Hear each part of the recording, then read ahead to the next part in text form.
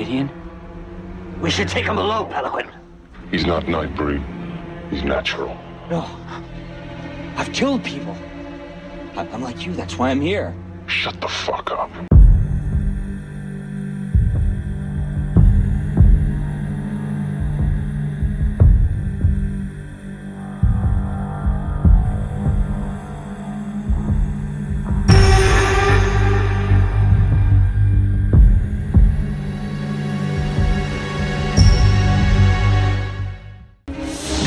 I can smell innocence.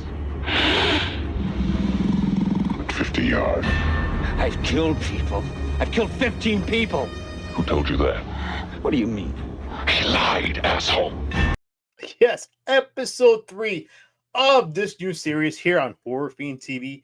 The night welcomes horror, and we have a welcoming addition to this episode because that man below loves the film we're going to talk about. And if we didn't bring him in for the 35th anniversary of this Clive Barker film, that, well, you could say us comic book lovers would probably compare to the Morlocks. But before we start, let's go into the panel first. Our guest, Joe the Psychologist, who is ready to talk about Midian. What's up, Joe? What's up, guys? Glad to join. I know I don't think I made it onto one of the other series, so sorry about that. But glad to finally make it on the show. I mean, hey, it's Nightbreed. If you did not ask me to be on here and this would have dropped, yeah, I might have fucking pricked you like Shinasasi.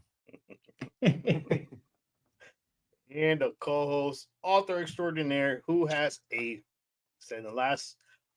plethora of books coming out for 2025. My boy, the replacement to Stephen King eventually, starring Stephen. But I'm just saying, I got to build up my boy Radar. What's up, buddy? Not much, man. Actually, maybe I want to become the next Clive Barker because this film's a banger. He's got a lot. He's got a lot that are bangers. So, as Joe can attest to. And to top it off, this film was based on a novella he wrote called Cabal, which came out in 1988, which I actually purchased today, and it should be coming by Thursday. So I definitely want to read more into it because it's one thing when you watch the film, but it's another thing when you actually read the book to know what was really deep inside Mr. Barker. But yeah, and to top it off, this film was in Canada. It started out in Calgary, Alberta, Canada. So that's another check on Joe's box of must-see horror. If it's Canadian, that guy wants to see it.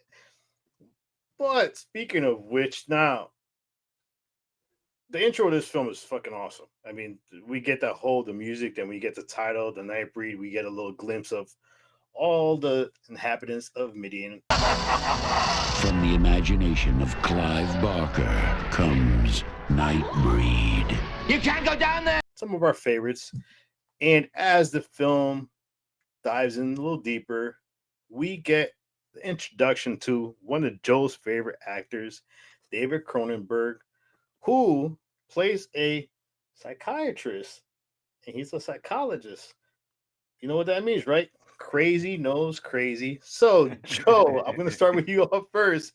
I mean, we got the introduction of Dr. Philip Decker and his dual personality, and the fact that his patient, Boone, was the one that was kind of being framed for these acts that, Mr. Decker was doing. So what did you think about the introduction of Decker and everything he was doing to basically lay the groundwork for this film?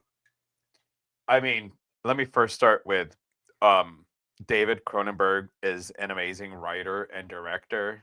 Hello. He is like the king of body horror.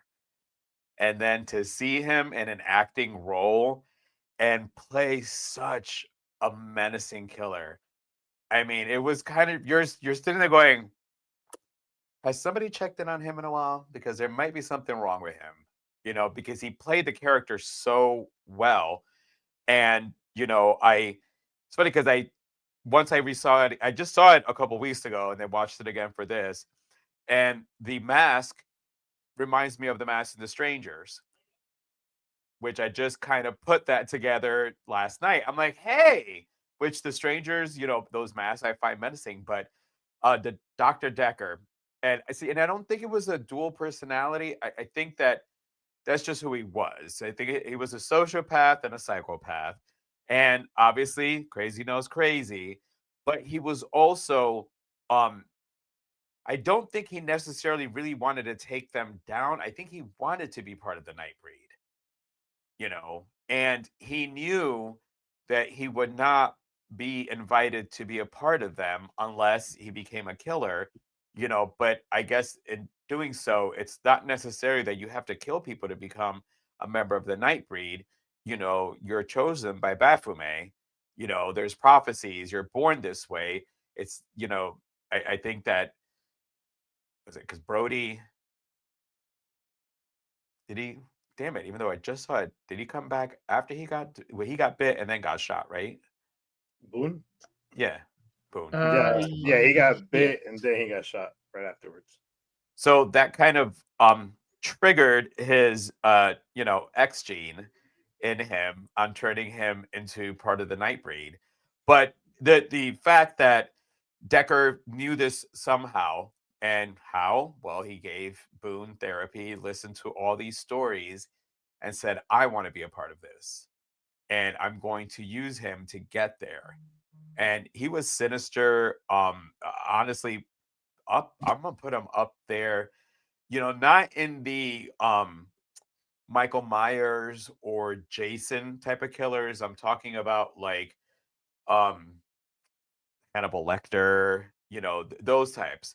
He's up there. This character of Decker is easily top 5 as far as a normal human being being scary and evil and psychotic and intelligent enough to fuck you over in all kind of ways. For sure.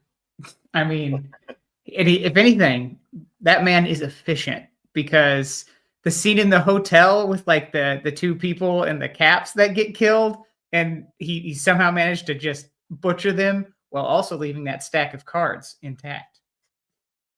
That is efficiency right there. That's a definition. OCD. What I think is interesting too is, like, I think what he really wanted once he heard Boone say immortality.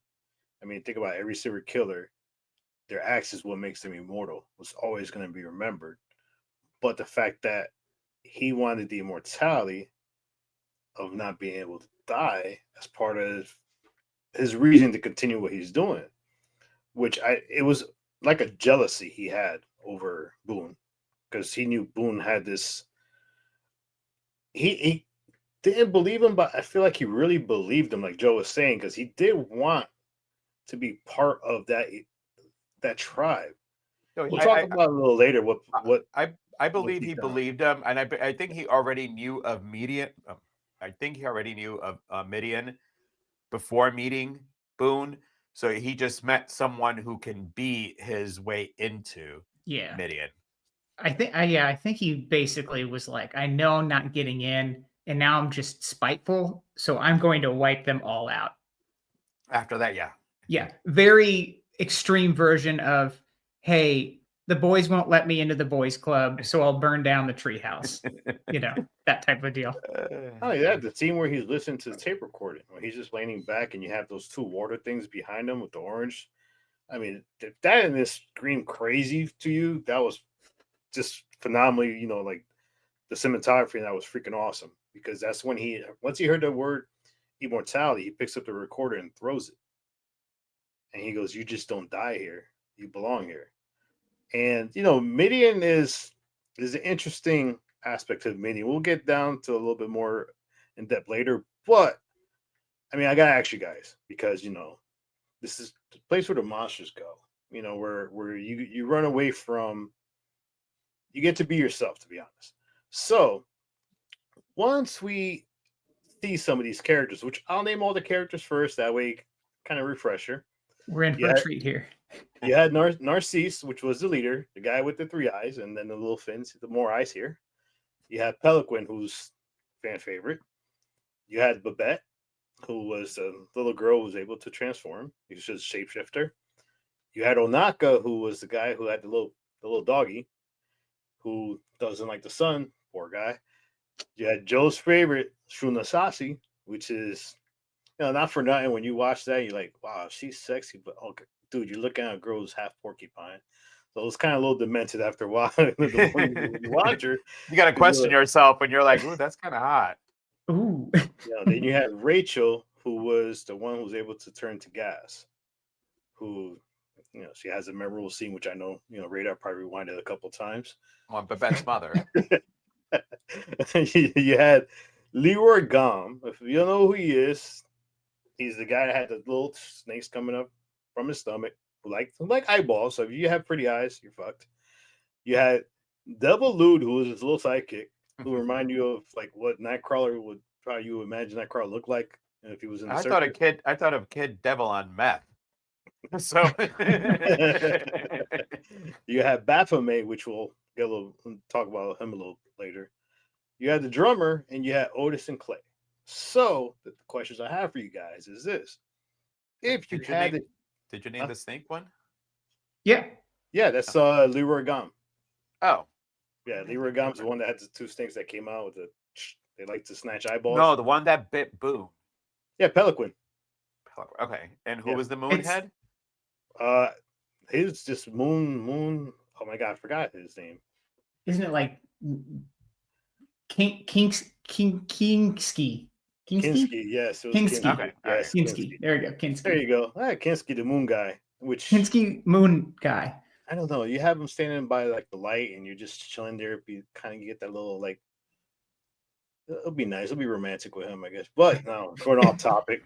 But yeah, so if you guys were to be accepted into Midian, question one is, what would your power be?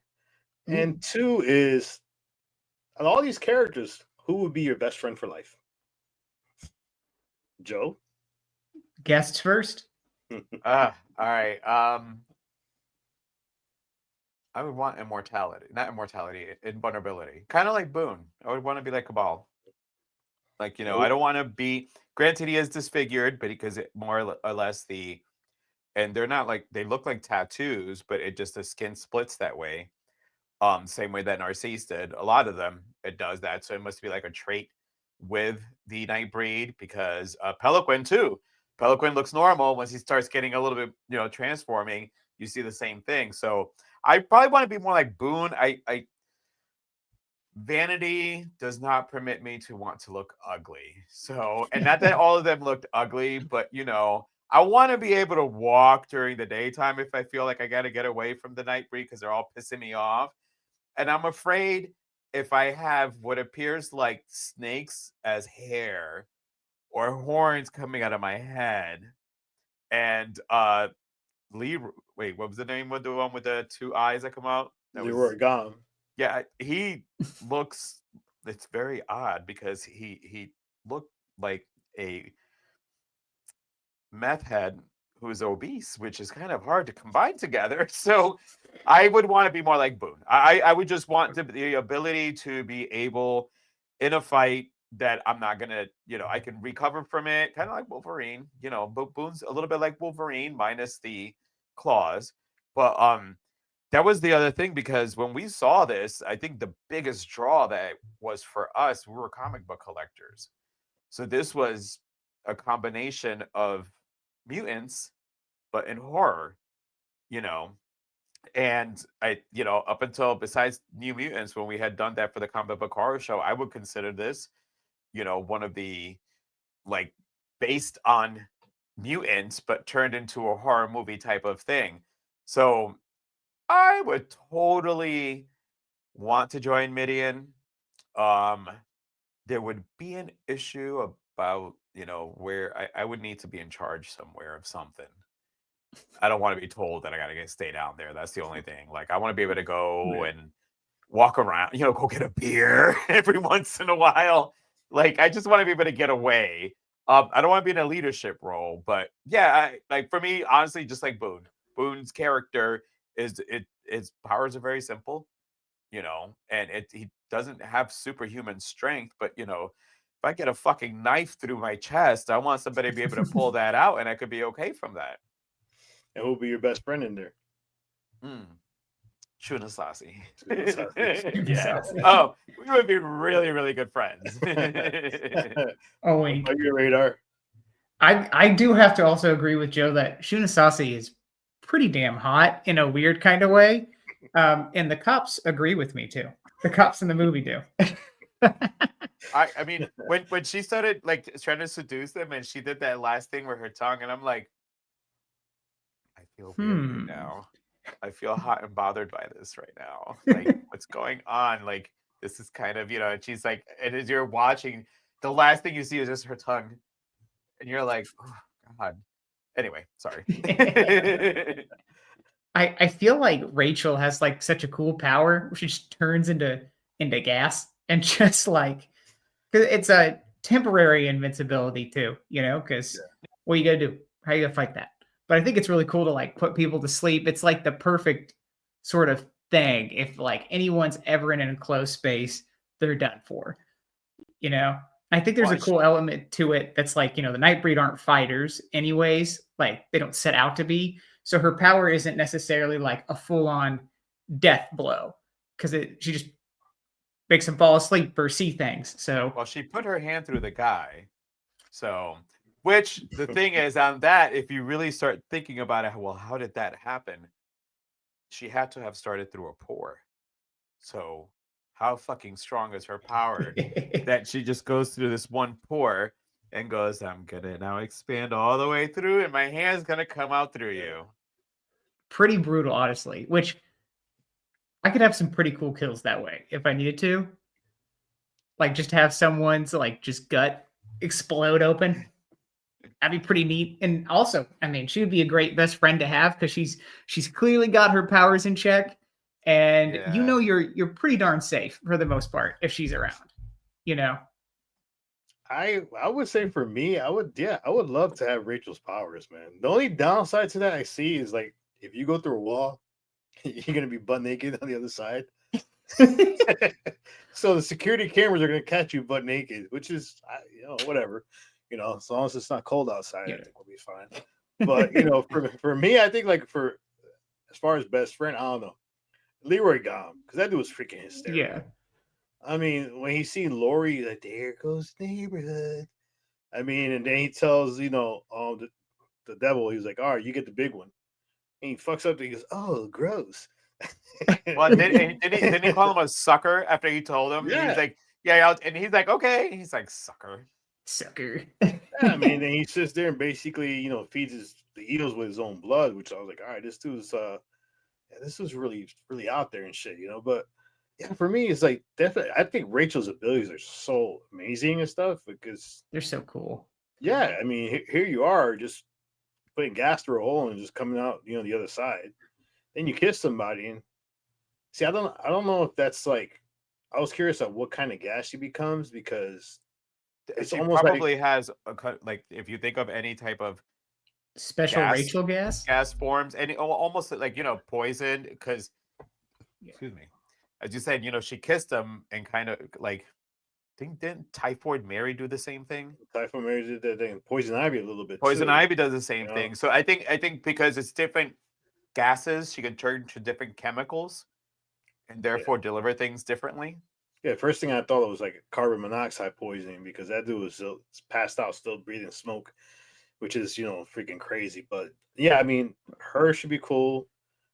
And I thought the drummer, at least the drummer, you won't be bored because fucker plays all day and shit. You just sit there, different songs. All right, play this and shit. So you won't be bored. I mean, think about it. He's the only guy that's not bored in Midian. Everybody's like, walking around. I mean, that's the cool part was when you got to see when Laurie's walking around Midian, all these other characters that you kind of wish they had a little bit more. Yeah, like they had some more screen time and stuff because they're cool creature design.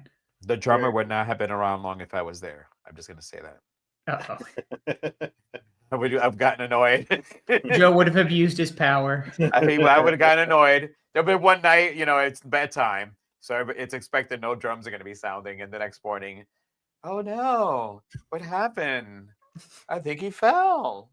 Joe's gonna enact a curfew. His first law of business. So let's talk about this character Boone, because he's the main character of the film, and he's also the most gullible character in the film as you're Yep. watching, because how easily Decker say, "Oh, you did this. Here you go. Here's some drugs." He didn't even ask what the drugs were. He just fucking took the drugs and shit, and then he's hallucinating. And he sees himself. And listen, I know this is the '90s, and I would be hallucinating too if I'm wearing tidy whities, because when he walks around with tidy whities, like, man, I was like, dude, I feel bad for you and shit. And then you're watching yourself have sex with your girl, and while you're sitting in the corner after you burn everything up. But his character was a little unique in this film, because he was seen as a savior and the destroyer of Midian. So, Joe, you're our guest, so we'll keep asking you first. I mean, what did you think overall of the character Boone, who was played by Greg Sheffer, and his ordeal as both the savior and destroyer of Midian? His character, he's been having all those dreams or what have you, like visions, and he's under the therapy of Decker. Decker's probably prescribing him shit to help move along these visions so he can get the answers to him. And at the same time, Decker was being smart and doing these murders all along, making it look like him. But because he knew that it wasn't in Boone at first. Boone wasn't going to kill somebody unless he had to. And he hadn't I think the first person he actually killed was Decker when he fought him. He didn't kill anybody else in the movie. So, Boone is, unfortunately, he was trying to find a reason for these visions, these nightmares he's having. And, lo and behold, he came upon the person who's actually trying to find Midian and said, all right, this is the fucking crazy person I've been waiting to show up at my, I know I should not say that as a, this is just for the show. But finally, the crazy person just showed up that I've been waiting for. So, yes, Boone was gullible, but Boone was thrown into this. He had no idea he was going to be part of a, prophecy. All along, he's thinking he is this serial killer. And even though he knows he doesn't have it in him, but somehow he killed a family, he's done all these evil things and has been easily convinced by Decker. I thought, the fact that, like I said, that he was the destroyer and the savior, it's a good way because, sometimes to rise up, you have to destroy what you have, and it could have been that Baphomet, because he said this was going to happen. Baphomet knew it was coming. He could have figured out how to stop it, but Baphomet's tired and he needed somebody else to do some of the hard work for him. Let's not like gloss over that. Is that Baphomet was just like, all right, I built this shit. These motherfuckers have not let me sleep in like a long time. They keep coming into these chambers and talking to me. I need a break. We have the savior coming. I'm going to put it upon him to find me, because he didn't even say where he was going. He's like, find me. I'm like, find me? The fucking place is collapsing. So do they got to dig you? And then all of a sudden it looked like he was going towards the end, going into the ground. So now Boone's got to find exactly where Baphomet, but that's kind of like the Odyssey of a hero, Odysseus. I think did I say that right, Mr. Writer? Odysseus. Yes. Like, so now it's like he's now going to be Odysseus on a mission to now find, it was the cloak, right? That he was looking for. He was looking for a bunch of stuff, right? No, but he was. Odysseus was looking to get back home. Oh, who was looking for the golden fleece? Hercules. No, it was not Hercules. Part of the 12 trials. Oh, anyway, sucker. Either way, for Boone, like basically, as you said, he was gullible. He just comes upon all of this, and is now given this mission. So it now helps create the character and the drive of the Boone, which we'll never know because I don't foresee a sequel coming to this unless they reboot this and then we get a Yeah. follow-up story after that. And it sucks because, you know, it would have been good to know how, you know, Cabal ended up bringing Midian back and finding Baphomet. You know, we'll never know. This is one of those movies that just really sucks that and it's weird because it did really well. Mhm. But and it left it for a sequel, but we never got it. Yeah. But yeah, because I would have loved to have seen, you know, exactly how Boone progressed. I'm glad that Boone did not go all, you know, the Force Awakens Rey. So there's that. I'm glad that he got his powers, and it wasn't like all of a sudden he became this invincible. I understand, you know, all this. No, he didn't. So that was the good thing about him is that it wasn't. He became a member. They threw him out because, you know, he brought the girlfriend in, and then he came back to help them, and then now he's got to save them. So it's a whole basically, you know, the arc that a hero in a story goes through. That's a fair assessment. I would honestly say that I like Laurie better than Boone. You know, because Boone is like you said, Joe. He's the typical kind of like, oh, here's the prophesized hero arc a little bit, and Laurie's more just like she's driven by her own desires and what she wants to do, and she knows who she is. While Boone's kind of just like Figuring it out. What am I doing? You know, and that's part of probably why he is gullible is because he'll just, if anyone tells him this is what you're supposed to be, he'll just latch onto it for like most of the movie until, you know, he's like, I got to help out these guys. And he finally becomes something he wants to be. He knows what he wants to do. And that's only when the cops are about to commit genocide, which maybe probably could have figured it out a little earlier, Boone, but oh well. Well, and Laurie pushed him. Yeah, Laurie was the one. Laurie was the one that, you know, kind of helped push him, but then told him, "No, don't do this." But then was the one like, "Yeah, maybe you should."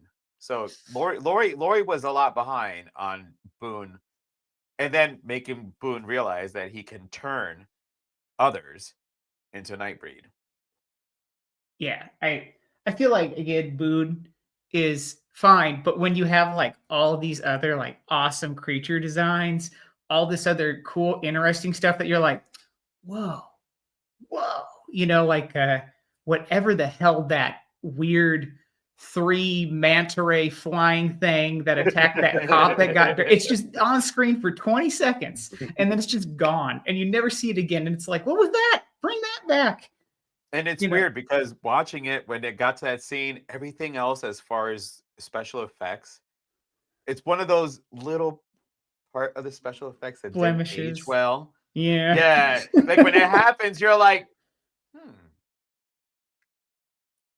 you just made a woman literally run around with a bunch of quills around her. You couldn't figure out a way to make this do a little bit, you know, a little bit better. Thing, yeah, but that was a weird little, I don't know what like his. I would call it a stingray flying through mouth, the air. and I don't even know what his chin, his like, I don't even know how he's separated. No idea, but I was like, that is probably my favorite thing in the movie, even though it does not hold up too well. Just like the design of it, I'm like, bring that fucker back. I mean, come on, not for nothing. Boone should have known. Listen, these people can't fight. They have abilities, but they can't fight. Let me just get the berserkers out first, and then, you know, let them clear the way. And then we'll all escape. But you know, but from him, I mean, I agree. I think the Laurie character was more persuasive on him. Well, it's funny because Decker and Laurie were both persuasive on him because Laurie told him Laurie wants to get away. He's like, all right, we'll leave. But then a minute Decker calls, I'll be in my office. Dude, it's like in the middle of the night. I'm not going to go to the office. And then he goes, all right, I'll see you in the morning. So he still goes in the morning, didn't really have to go. And then, you know, at the end where Laurie is saying, all right, go do what you got to do. All right, you know, I'll come back for you when I'm done. When's that? Just go away. Just go away. Oh, by the way, stabbed herself and shit, committed suicide. Little over the top there. Well, And, no, she told him to bite her. He wouldn't do it. So the only way he would have bit her to turn her, because he did actually do the noble thing and tell her just to go find your life. Like, instead of going into hiding like a Morlock, go and actually live your life. So she chose that. But then, it's like weird. I don't know if I would have done what she did. No, it was a whole argument. They're literally having an argument while the sun's Coming up. basically coming up. Yeah. in the background. It looked like a freaking like a 50s, 60s like romantic comedy. Romantic. I mean, I'm sitting there like, is this supposed to be romantic? I mean, this dude just they destroyed the basically the refugee of these people.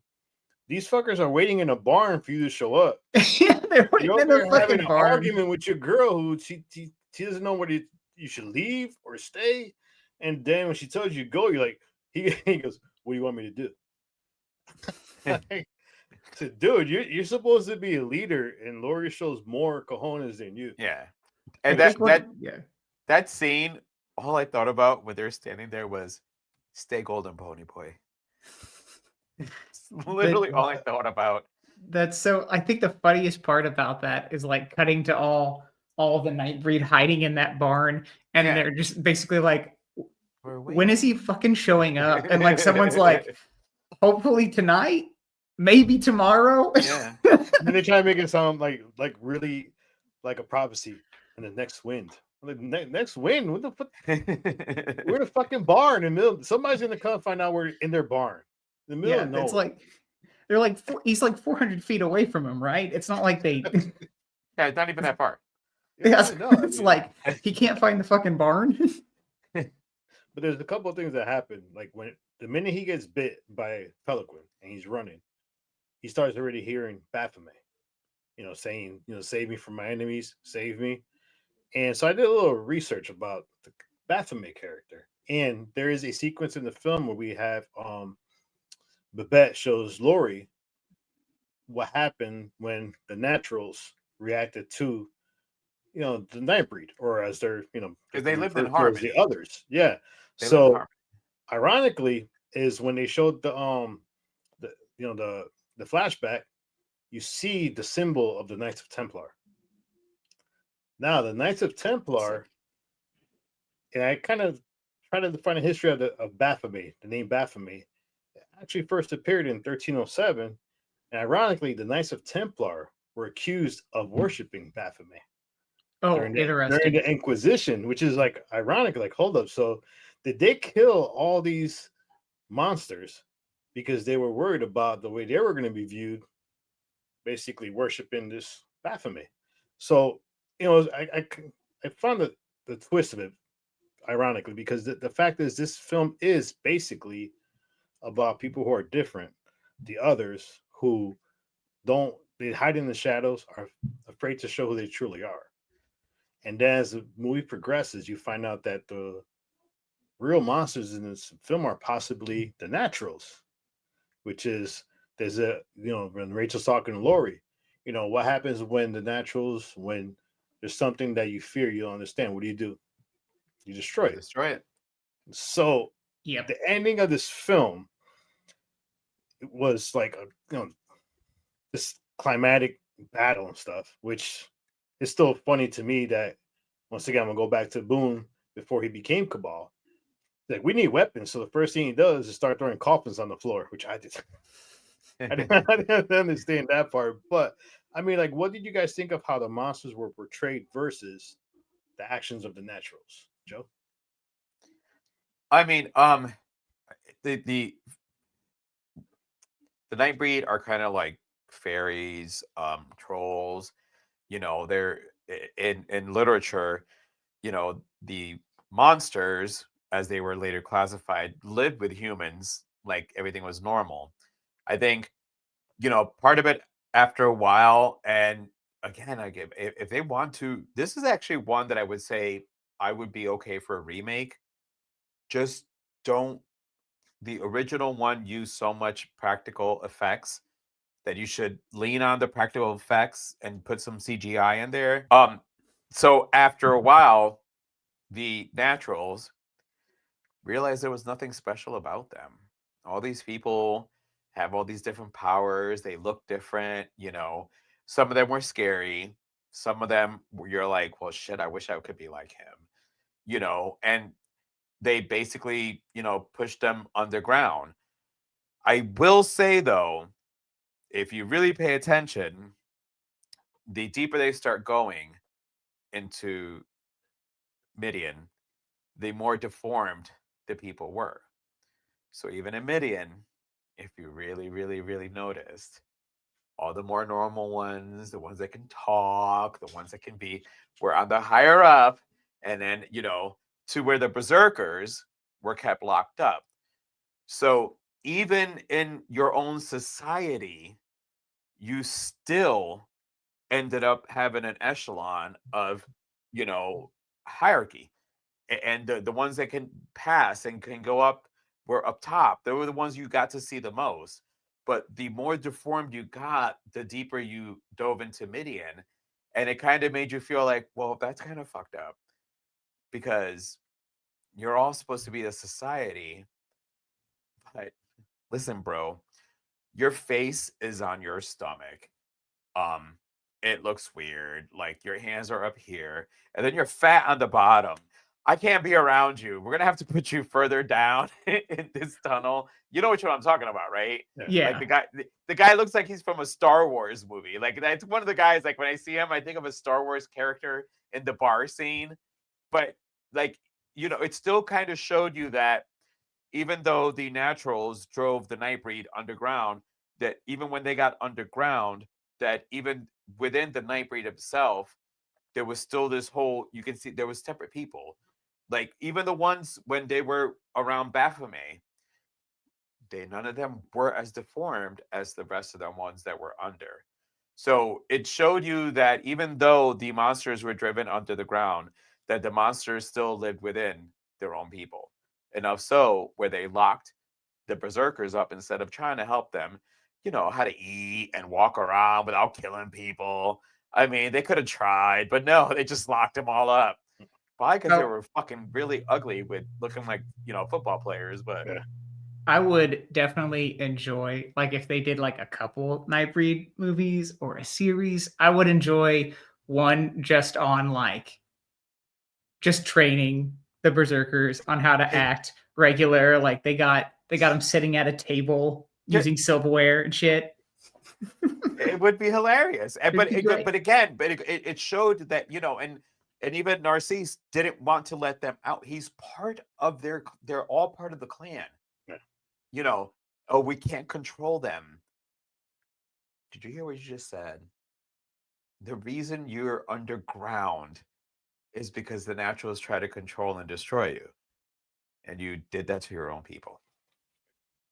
I think it's a great sort of allegory for like, no matter how great something starts out, if it gets big enough, there's gonna be some bad actors in it, or you're gonna do some stuff that people down the road are going, yeah, we kind of fumbled that one, didn't we? And I feel like the berserkers are the example of that, because again, we could have these guys walking around with hankies hanging from their necks, you know, just being sophisticated gentlemen, but instead you locked them away. And sure, it came in handy, but you didn't know that. You didn't know it would come in handy. They're Absolutely. fucking, what's the word when they're flame retardant. I mean, Yeah. a blowtorch got him, and the guy's standing there like. Also, that is not only that when that flamethrower guy sets himself on fire, not only is it the best instance of instant karma I've seen in a movie, but it's also a great stunt with the flames. Oh, yeah. And the chunks. Because when he blew up, you actually saw chunks fly around. And just him actually like lighting on fire and going, oh, hitting dirt. Oh man, that was great. You know, it's funny. Like even the Ashbury character, you guys know who he is? The father or the priest? Yeah, the priest. Priest, who on his way was basically reading the Bible. Who, when he got there, had basically a reawakening. And then when he sees Cabal, Boone, he goes, once again, here's Boone, gullible. Take me to him. Oh yeah, you're a stranger. I seen All you. right. Yeah, come with me. And little do I know later on you're gonna be the villain in the film. So yeah, I'll take you down to Baphomet. So, you can meet him and he could burn your face, and then you could plot against us. Because I'm the hero. Once again, fucking Boone. But there was actually talks about this as a series, basically a continuation of where it left off. And I don't know what happened. It fizzled out, but they were going to actually do a series that's going to take place right after the events of the downing of Midian, which I don't know why if it just flaked off, but that would have been great because this is definitely one I wouldn't want a remake. I think a continuation of it would probably be pretty cool to like because the I thing would is, want a series. I don't want a movie. no, it has to would be a series. I would lean on series on this. Like Yeah. and start it from scratch. You can do the Boone character. Here's the thing. You can't do a continuation because then if you introduce Boone into continuation, we're all going to be stuck with Craig Sheffer. So if you started from the beginning with a new person playing Boone, seeing the continuation after that, you might follow that along as opposed to going, because then you're going to go, well, so this is right after Nightbreed. Well, he looks nothing like Boone. Right. No, I don't You know what I think mean? Like the thing too is like, but at the same time, if you do like start from the beginning, you don't really want to have to go without David Cronenberg again because his character portrayal of Decker was so good that you really don't want that character to be remade. he's still alive, so he can still play. He'll be a lot He can. older. I mean, but that doesn't mean anything. What are you trying to say, bro? We're all older. No, for me, I would love to see what happened after Midian was destroyed. Exactly what took place. The fact of No, I hear what you're saying. are they going to go search for more? Is there more that were beyond Midian? Because our belief watching the film is Midian was the only place that we're at. But as you watch the film, you have people who are trying to make their way to Midian. So now you can actually have a series based on those people trying to find Boone, trying to find where the new Midian is, which kind of opens it up to even more characters. Once you can still, Craig Sheffer's still alive. It's still alive. I mean, So you can't have him playing an older Boone. No, or you have basically have him killed off, and then basically, I mean, Laurie's still alive. Well, sorry, Craig. JR is going to kill you right off the bat. On the first episode. So. Yeah, have the priest kill him, and then basically just shows you they need a new leader, which would probably no, because it would have been Decker because the priest brought Decker back to life. Right. It's crazy when you watch the remake. Did you watch the director's cut? So I'm gonna tell you the truth. I saw the director's cut when it was available outside of Tubi, and when you told me to watch it and it said Tubi, I said hell no. Oh my gosh! So like I'm not doing commercials, but I've seen the director's cut. Guys, I mean this is one of top of Clive Barker is one of my favorite ones. We're comic book collectors. We love mutants. We love powers. So this has been one. I can't even say, oh, it's been about 10 years. I see this at least once a year. I mean, it's a definite like replay. It's a great movie. I don't know who it was that did all the practical. Honestly, again, watching the Shuna, when she's going to the cops, like that scene again, and especially when she stands there and she dances, and you realize that they literally like makeup wise put all these quills on this woman, and the way it moved and sounded like the way of Porcupine's quills. Like this was, in 1990, and some of the best fucking practical effects, we've seen in a bit, and it wasn't corny. Like I said, and I know it's your favorite character, Radar, but the only thing off was the, flying thing, but you can get that because it had to have been done differently than everything else. But I think I understand why they didn't do a series, because they would have had to try with the special effects, and someone said no, because that would have been a lot of work, I feel like. And I feel like someone, just an exec, went, I don't want to do that much work. Shuna and Peliquins are probably going to be the hardest ones to recreate. Yeah. Them. Yeah, I mean, because most of the others, fairly easy. It's how they looked. Yeah. But Peloquin mutated. Like even he himself transformed more snake-like. And that shit, like his transformation when he goes full on, you're like, holy fucking shit. It's like, funny when you see him in the barn. Go back at Pelican's in the barn. He has a big band-aid around his neck. Yeah, he's all fucked up. He's standing there like. It showed you the realism in it too, though, because he was injured. Like he didn't get to heal the way that Boone does. So, yeah. But yeah, I would want a series. Actually, I agree with you. I'm still more on the just starting from all the way in the beginning.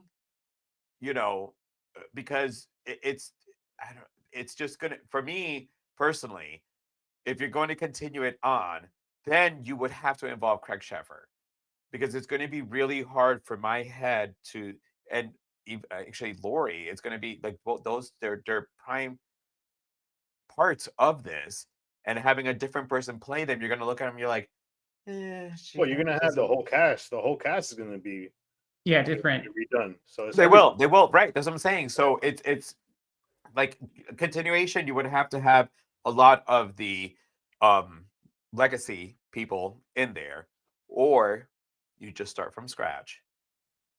See, I'm torn on that. I wouldn't want to. Please don't do a like Halloween, or like how you guys try to do Exorcist trilogy on it. Honestly, there's probably like Radar, that character, the flying thing probably appeared more than once. Like in a series, you can get more, all those characters that we got introduced at the end, and then again, the way that the movie ends, you go through the credits and it's the the Nightbreed with all the characters again. It literally, this movie left you where you're like, there's a sequel coming. It's 2025. I don't think the sequel's coming. So yeah, it was the equivalent back then of basically at the end of the credits of a Marvel movie saying, so and so will return and yes, 35 years later, still waiting. We're still waiting. Whoops. If I was to do a series, I would call it The Search for Baphomet, and basically have different characters searching for where Baphomet is, because now you can actually take Midian and move it into a different country, different whatever. Because you don't know where it's going to be at. You don't know That's where the whole thing. Though. Now you have now you have. Well, I think this is a cool way to introduce new characters, because now you're getting people that are helping to search for Baphomet. So it's just like, because remember, a lot of those people escaped from the battle at the end too. So I'm sure they're talking as well that there's monsters out there. So it kind of gives you a whole different. I mean, a lot of basically a lot of foundation for a series to continue, which definitely. I mean, this movie is so fucking great. Even going back watching it now, awesome. it's so good. Awesome. I mean, it's very like tight too on the story. Which is surprising, because it's like long almost too. 2 hours. Yeah, that's what I'm saying. It's long too. Like just when you think it's done, you're like, "That's right. There's more." Like, no. Again, it's Clive Barker. I mean, it's what was the other one? Shit. Well, think about this. It's a 2-hour film, and every second is filled perfectly. Yeah, and you're still sitting there like, fuck, man, you could have went a half an hour more. You could have went another hour and shit. But the 2-hour film filled perfectly that you still wanted so much more, that there was still gaps that you wish you would find more about. So yeah, I mean, this is any last thoughts before we sign this one off? I mean, Joe, Radar? Thank you for having me on, guys. Like I said, I feel bad that I didn't end up doing, the house show, but hey, that's all right. As soon as I saw this list, I'm like, yeah, I'm gonna be on this one. You're gonna be on Nightbreed. And you never know, I might be popping up on another one. We'll see. Y'all might need Brains and Brews on one movie. Oh, there we go. Night of the Lippus. Oh yeah. Oh, go find I know that one. I know Night of Lupus. I thought you meant Night of Living Dead. No, we can't talk. Can't wait to talk about bunnies. We're not. I think we're not going to drop, but fuck, we should drop that shit like around Easter. Hey, there we go. There Smart you go. move. Mm-hmm. Killer rap. Well, yes, go watch Night of the Lepus if you didn't watch it. But yes, Radar. Any last thoughts on this one? I think I would be remiss if I didn't talk about the only two fumbles in the movie, which one of them we did bring up. Boone and his lady at the end of the film, standing with the light coming up behind him, looked like they were the worst band you would get to perform at your coffee shop. And that didn't look good.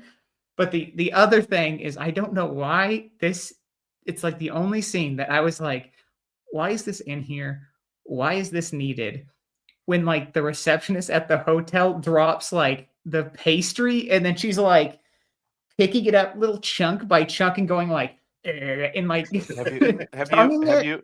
have you never dropped a pastry on the floor and say to yourself, I'm not fucking going to the store. I'm going to eat it. Nobody else is going to fucking see me. Come on. It's a true thing. Everyone does. Everyone has dropped something and looked around and said, nobody's around. I'm going to eat this. Look, I'm not on her case because she did it. I'm on her case because she did it the weirdest way possible. Well, you gotta lick your fingers.